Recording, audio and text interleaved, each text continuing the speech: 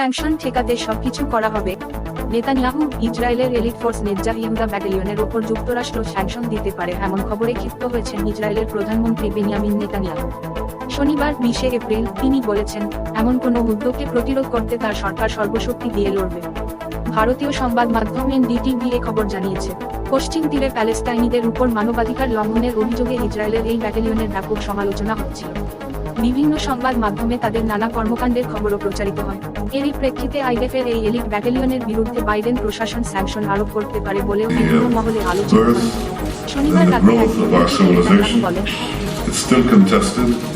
কোনো অবস্থাতেই আইডিএফ বিরুদ্ধে স্যাংশন আরোপ করা যাবে না।